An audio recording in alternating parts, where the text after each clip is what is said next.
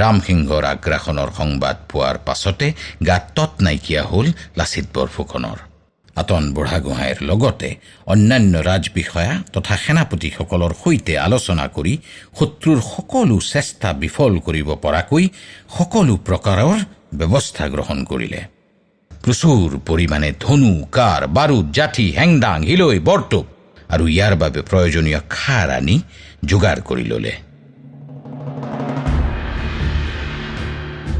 এইবোৰ প্ৰস্তুতি চলি থাকোঁতেই প্ৰতিটো গড়ৰ সুৰক্ষাৰ বাবে একোজন সেনাপতিৰ নেতৃত্বত এদলকৈ ৰণুৱা ৰাখিলে আৰু যিবোৰ গড় অসম্পূৰ্ণ হৈ আছিল সেইবোৰক ততাতয়াকৈ সম্পূৰ্ণ কৰাৰ নিৰ্দেশ দিলে। প্ৰধান সেনাপতিৰ কঠোৰতা প্ৰকাশ কৰি লাচিতে ঘোষণা কৰিলে যে যিয়ে কৰ্তব্যত ফাঁকি দিব তাকেই শিৰচ্ছেদ কৰা হ'ব।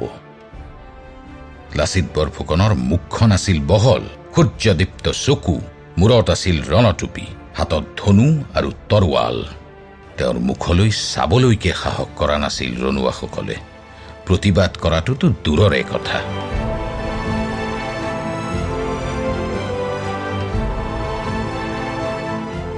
লাচিতৰ কাৰ্যালয় আছিল ইটাখুলি পাহাৰত, যি আজিৰ শুক্ৰেশ্বৰ। তাৰ পৰাই লাচিতে হেন দৃষ্টিৰে নিৰীক্ষণ কৰিছিল সকলো কাম কাজ। দক্ষিণ পাৰৰ দৰেই উত্তৰ পাৰেও বৰনদীৰ কাষৰ পৰা উত্তৰ গুৱাহাটীৰ উত্তৰৰ পাহাৰসমূহক সংলগ্ন কৰি আমিন গাঁৱৰ কাষৰ আগিয়াঠৰি পাহাৰলৈ সজোৱা সুদীৰ্ঘ গড়ত ভাগে ভাগে পালি প্ৰহৰী নিয়োগ কৰা হৈছিল। আতন বুঢ়াগোহাঁয়ে লাঠিয়া পৰ্বতৰ কাৰ্যালয়ত থাকি এই উত্তৰ পাৰৰ কাম কাজ চোৱা চিতা কৰিছিল।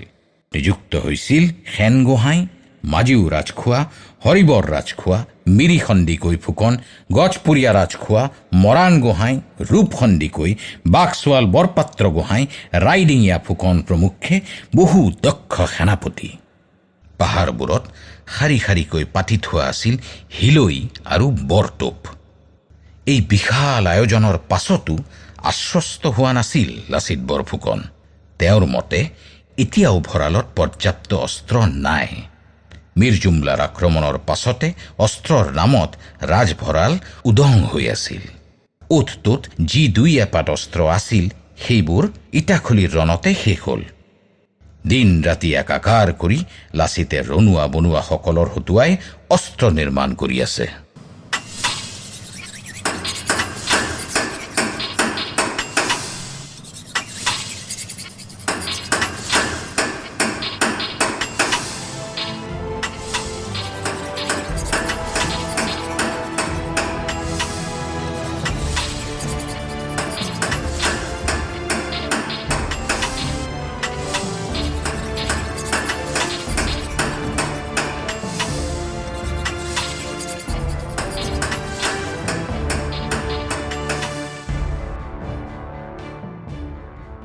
অস্ত্ৰ ভাণ্ডাৰ পূৰ্ণ হ'বলৈ এতিয়াও বহু বাকী। লাচিতে মনে মনে ভাবিলে, কেনেবাকৈ অলপ সময় পোৱা হ'লে। লাচিতৰ আশা পূৰণ হ'ল।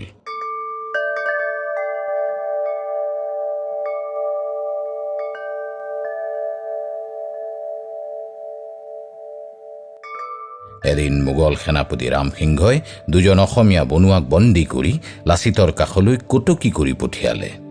কটকীৰ হাতত ৰামসিংহই লাচিতলৈ বুলি প্ৰস্তাৱ দি পঠিয়ালে, একঘূৰি যুঁজি চাব পৰা হ'লে ভাল আছিল।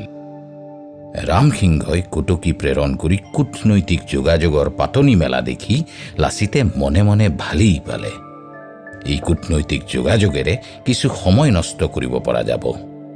লগে লগে লাচিত বৰফুকনেও সুন্দৰ আৰু কোমৰ নামৰ দুজন কটকী ৰামসিংহৰ কাষলৈ প্ৰেৰণ কৰি সুধি পঠিয়ালে, তেওঁৰ আগমনৰ প্ৰকৃত উদ্দেশ্য কি? ৰামসিংহয়ো এই প্ৰশ্নৰ উত্তৰ দিবলৈ অকণো বিলম্ব নকৰিল। আপোনাৰ পিতৃ মোমাই তামুলী বৰবৰুৱা আৰু মোগল ফৌজদাৰ আহলায়াৰ খাঁৰ মাজত যি সন্ধি হৈছিল সেই কথা আপুনিও জানে, আপোনাৰ ৰজায়ো জানে। সেই সন্ধিমতে উত্তৰে বৰনদী আৰু দক্ষিণে অসুৰৰ আলিৰ পৰা পশ্চিমৰ নামনি অসম মোগল সাম্ৰাজ্যৰ অধীনস্থ। কিন্তু ইটাখুলি আক্ৰমণ কৰি আপোনালোকে মোগল সাম্ৰাজ্য দখলৰ স্পৰ্ধা দেখুৱাইছে। সন্ধি ভংগ কৰিছে। আমাৰ মাটি আমাক এৰি দিয়ক, নহ'লে যুদ্ধ কৰক। মই ৰজা মান্ধাতাৰ নাতি, আপুনিও বৰবৰুৱাৰ পুত্ৰ। যুদ্ধ কৰি চাগে বেয়া নালাগিব।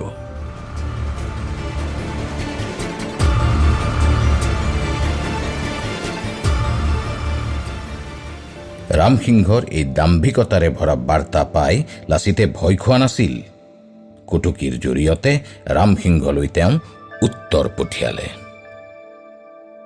আপুনি ভুল কৰিছে মহাশয়।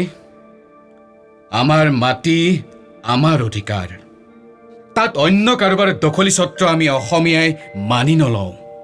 লগতে এয়াও জানি থওক, ৰণাংগন দেখি পলায়ন কৰাৰ অভ্যাস আমাৰ অসমীয়া জাতিৰ নাই।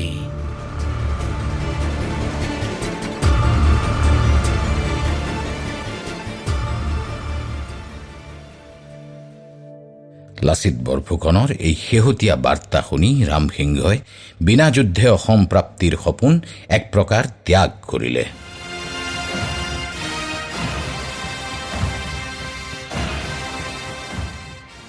আৰু অধিক বিলম্ব নকৰি বিনা বাধাই মোগল সেনাই হাজো শুৱালকুছিত উপস্থিত হ'ল। ৰামসিংহই দেখিলে শুৱালকুছিৰ পৰা বৰহিলৈৰ গুলীয়ে পাণ্ডু অঞ্চল ঢুকি পায়। আকৌ ইয়াৰ পৰা পঠিয়াই পলাবলৈও সুবিধা। গতিকে এই অঞ্চলতে বাহৰ পাতি ৰামসিংহই অন্য সেনাপতিসকলৰ সৈতে মিলি যুদ্ধৰ আঁচনি যুগুত কৰাত লাগি গ'ল।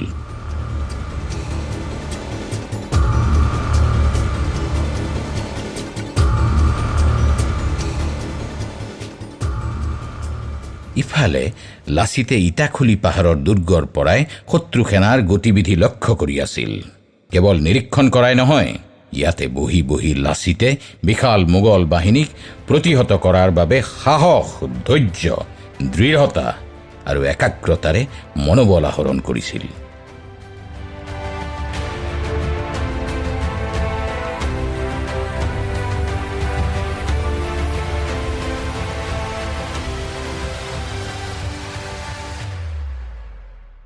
শুৱালকুছিত বাহৰ পাতি থকাৰ সময়তে ৰামসিংহৰ মনত হেঁপাহ জাগিল লাচিতক ভয় খুৱাবলৈ। কুটুকী এজনৰ হাতত লাচিতলৈ বুলি তেওঁ এটা টোপোলা দি পঠিয়ালে। টোপোলাটোত আছিল কিছু আফুগুটি। এই আফুগুটিবোৰ দি ৰামসিংহই লাচিতক বুজাব খুজিছিল যে তেওঁৰ লগত কিমান মোগল সৈন্য আহিছে তাৰ গণনা কৰিব নোৱাৰি, যিদৰে টোপোলাত থকা আফুগুটিবোৰ গণনা কৰি উলিয়াব নোৱাৰি। কুটুকীৰ পৰা টোপোলাটো লৈ আফুগুটিবোৰ দেখি লাচিতৰ হাঁহি উঠিল। বনুৱা এজনক তেওঁ পতা এখন আনিবলৈ ক'লে। পতাখন লৈ লাচিতে ৰামসিংহৰ কুটুকীজনক উদ্দেশ্যি বেকা হাঁহি এটা মাৰি ক'লে, এই পতাখন দেখিছা নহয়? ইয়াত আফুগুটিবোৰ বটিলে পানী হৈ যাব। এইবাৰ লাচিতে কুটুকীজনৰ হাতত অন্য এটা টোপোলা তুলি দি ক'লে, এইটো তোমালোকৰ সেনাপতিক দিবা। ইয়াত কিছু বালি আছে, যিমান বালি আছে সিমান সৈন্য আমাৰো আছে। আফুগুটিবোৰ পতাত বটিলে পানী হৈ যাব, কিন্তু বালিবোৰ বালি হৈয়ে থাকি যাব। কুটুকীৰ মুখেদি লাচিতৰ এই বাৰ্তা শুনি নথৈ আনন্দিত হ'ল ৰামসিংহ। তেওঁ নিশ্চিত হ'ল যে তেওঁ সঁচা বীৰৰ লগত যুঁজিবলৈ আহিছে। এনে এজন বীৰ যাৰ বুদ্ধিমত্তাও অতি প্ৰখৰ। ৰামসিংহৰ মুখেদি আপোনা আপুনি নিৰ্গত হ'ল অসম আৰু লাচিতৰ প্ৰশংসা বাণী। ভাল ৰজা, ভাল দেশ, সেয়েহে ভাল মন্ত্ৰী।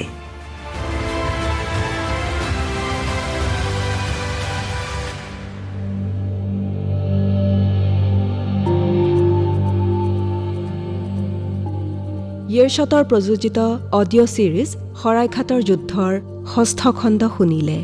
অনুষ্ঠানটিৰ কাৰ্যবাহী প্ৰযোজক কংকন আচাৰ্য, সহকাৰী কাৰ্যবাহী প্ৰযোজক সুদীপ্ত শৰ্মা ভৰালী, ৰচনা অভিজিত ভট্টাচাৰ্যৰ, অভিনয়ত ব্ৰহ্মপুত্ৰৰ ভূমিকাত ময়ূখ হাজৰিকা, লাচিত বৰফুকনৰ ভূমিকাত সুদীপ্ত শৰ্মা ভৰালী, ঔৰংজেবৰ ভূমিকাত দেৱাশীষ শইকীয়া, ৰামসিংহৰ ভূমিকাত সত্যজিৎ গগৈ, চক্ৰধ্বজ সিংহৰ ভূমিকাত ঋতুপৰ্ণ দাস, আতন বুঢ়াগোহাঁইৰ ভূমিকাত নয়ন প্ৰসাদ, মোমাইৰ ভূমিকাত উৎপল কুমাৰ দাস, হাংগাল ভাংগাল লস্কৰৰ ভূমিকাত খলিন জ্যোতি আৰু অন্যান্য চৰিত্ৰত হেমন্ত চাবুকধৰা আৰু হিতেশ্বৰ কলিতা।